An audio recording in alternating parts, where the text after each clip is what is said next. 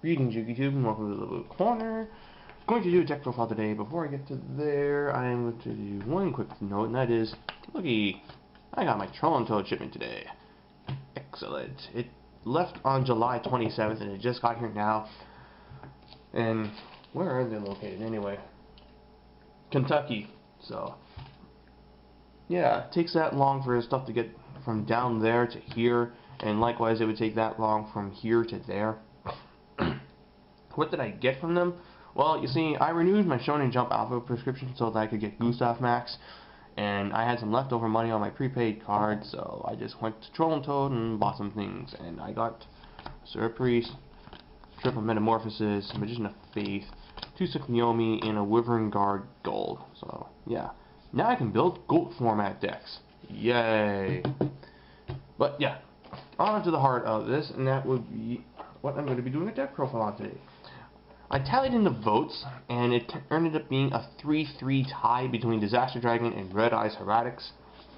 So, I'm just going to do a roll and see which one I do. If I get an odd with this dice, I'm going to do Disaster Dragon. If I get an even with this dice, I'm going to do Red Eyes Heretics.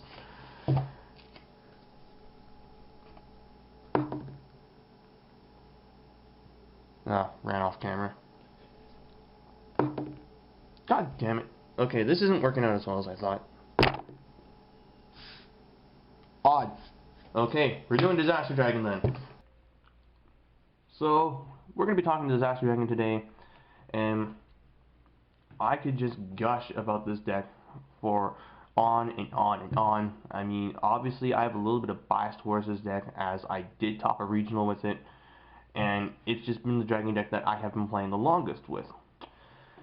As for what may happen to this after the ban list, well, I'm still going to be playing the deck. Some people have gone so far as to say that with Red MD going to 1 and Future Fusion getting banned, which we still do not know just yet, I'm not going to believe anything until around the 18th, which is when we'll start getting legit scans and whatnot. But yeah, suppose the worst happens and Red MD goes to 1 and Future Fusion gets banned. I have seen some people go so far as to say that Disaster Dragon is dead, you should probably stop playing it, jump ship, and all that stuff. And I'm thinking, are you guys serious? Disaster Dragon isn't going to be dead. I mean, yes, those cards, losing those would hurt, but the deck would be completely dead? No. You still have Red MD, and Disaster Dragon, while Red MD is a big part of it, the general style of what Disaster Dragon does is it utilizes all these other dragons alongside Red Eyes Darkness Metal Dragon in order to adapt and change what you have to do as the game goes on. And you know who else agreed with me? Richard Clark. He actually posted something in that thread too, and that's what got me motivated to rebuild this deck, and that was this. And this is where the separation is revealed. Since Disaster Dragon's debut 3 years ago, my main focus was to have it adapt to a wide array of changes, light or heavy, no matter what deck opposed it. Now that it's facing another challenge and a possible limiting of Red MD and or banning of Future Fusion, the latter being more likely, I expected a lot of people to abandon ship due to theoretical possibilities created by hype and fear, not by actual execution and experimentation. I would imagine some people are actually taking advantage of the expanded card pool available now to find answers, as I've been doing, especially since there is an effective replacement for Future Fusion right now. He's talking about Dark Flare Dragon there. Also, while Red MD is a strong point in the frame, Disaster Dragon doesn't die unless Red MD gets banned. No one else is going to tell me my creation is dead unless I know for sure, and this upcoming list won't stop me unless Red MD goes to 0. So, first up, here, and secondly, he raises a very good couple of points in that you can take those hits as the loss of cards or an opportunity to put cards that you couldn't use before into your deck. I mean, one idea that he presented to me was, while we were talking and discussing some ideas, was main decking Dark Flare Dragon to act as a means of putting dragons into the graveyard, because Dragon's Arena is MST bait, whereas Dark Flare is a 24 body. I mean, yes, he requires a tribute summon, but if you're running the Gebeb engine, you could banish Lightning Darks from the graveyard using his effective special summon himself from the hand. You just have Gebeb make rank 4s such as Utopia in my stroke, and there are your Lightning Darks, plus Gebeb's a light as well. So there would be those guys, and you could just banish them, and you could drop Dark Flare and do stuff like that. And you could also tech in return from a different dimension to work alongside Red Eye's Wyvern, Totem Dragon, and even your opponent's Dimensional Prison and Bottomless Trap Holes in order to set up a gigantic play in which you'll be doing Synchro and Xyz Spam. And those are just the ideas that he's got. There's also other ideas that people may have. Like, I'm curious to see what longtime Dragon players like Yokin88, Disaster Daytona, Random Trivia, the True Xenoblade, Dragon Duelist Girl, Koa'ki, like all of us longtime Dragon players, we're going to find ways to adapt to what this ban list throws at us, and we're still going to play our favorite Dragon decks because we like dragons. It's not that their dragons are the best deck right now. No, we're playing dragons because we freaking like them. And the people that are only playing them right now because, oh, it beats Rabbit, they're going to be the ones that just run off into the whatever and go pick up heroes or gadgets next format because, oh, they're the next greatest deck. Yeah, you know what? Get lost, bandwagoners. Don't need you. So, yeah, what would I do? I don't know yet.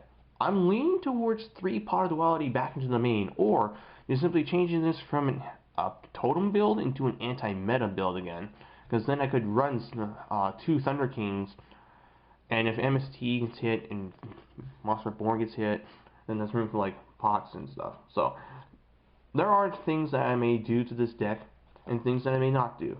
Once again, waiting on the real ban list before I decide what I'm going to do for this deck next format. But for the end of this format, this is what I currently have. So let's get on with the actual deck profile. I apologize for the bit of a delay, but I just wanted to get something off my chest about this. And basically, it is don't panic just yet. In fact, don't even panic. Regardless of what the ban list does, just take a calm, collected approach and look at it as a way to put stuff into your deck if we lose stuff. Personally, I don't think Red MD is going to go to 1. I think that would be a terrible idea. But the vast majority of people do want him at 1, and you do need to make preparations. But I do think that this deck is perfectly playable with just 1 Red MD. And we'll start the deck profile off with 3 Red MD. He is the best dragon in this game. Not much else to say about him that hasn't been said before. I'm currently trying out a Galaxy Eyes Photon Dragon. One reason is just as an alternative big monster you can summon with Totem Dragon, and I figure his ability to banish itself to get around stuff like Prison and Force would be helpful, while also being able to get around Zenmaines and Gachi. I am a bit on the fence with this guy. White Knight Dragon might potentially be a better card because Compulse in Lance see play, and White Knight can be used in the damage step. The other reason why I'm running Galaxy Eyes though is it's a ghost thing. I like ghosts. I like ghosts a lot. I almost said ghost type Pokemon. Whoops. Then we got 3 Dragon the Troll. He still does what he does best, and that is he trolls decks up. I mentioned before why this card is useful in other situations. Stops tour guide plays, BLS, Sork, Gores, Trag. Dragonfly can't special summon, so they have to pop this with Hornet, and that lets your back row do stuff. You can like warning the effect and whatnot. So, and he's a 1900 body. Don't forget that part too. I've gone, yeah, let's see, I'm still at 3 Wyverns. This I may change depending on what happens to Red and D. I don't know if I would keep 3 Wyvern if he's at 2, or I might just run 1 Wyvern if he's at 1. Who knows? Yeah, this is the one that might change the most. But still, he's an 1800 body, and he revives Red Eyes. Very useful. Still running the Beb engine. I've noticed, yeah, the average monster that they set has about 1600 defense, so he gets in there, and he just helps set up some stuff. I mean, Admittedly, the rank 4 options are just not that great, but I'm hoping that in the future we get more rank 4 dragons with useful effects. Right now, King Dragon and Koa'ki are the best picks, and then I'm just running Maestroke and Utopia as general purpose at rank 4s. But I would like to see a fire or water based 2 monster rank 4 dragon that has like some kind of protection effect. Just like, that's 25, that'd be nice. Otherwise, though, yeah, he does his stuff. I've gone back to the Mass Dragon engine. I like the combination of what Mass Dragon and Gebeb can pull out from the deck. This guy gets out Delta Flyer, Exploder Dragon, and Totem Dragon, and then he can just replace himself. He can use himself as well. So yeah, just general purpose guy. 1 Luster Dragon, check it out. 1 Magician's Force. I'm trying to remember what set MFC is. Oh, I don't remember. This was definitely when I was like not in the game. But yeah, I picked up an original Luster Dragon. It looks damn nice. But yeah, this is my vanilla, the summon off of Gebeb. Mentions why I don't use Alexandrite Dragon, because there are times you'll go Gebeb plus Koa'ki Drago, and guess what? It happens. Delta Flyer, he's my tuner. I had a lot of people ask me on my regional deck profile, how am I making synchro monsters if I don't have a tuner monster? Delta Flyer is a tuner monster, and his effect is you can raise the level of one other monster on the field by 1 each turn. So Delta Flyer and Luster Dragon lets you hit almost any level 7 and level 8 synchro monster in the extra deck. Plus he works off with Totem Dragon with awesome reasons. Then 1 Exploder Dragon, 2 is too much. Gaia Dragon, the Thunder Charger, is a card, and it's going to be a card next format as well. And 2600 piercing to the face is not fun.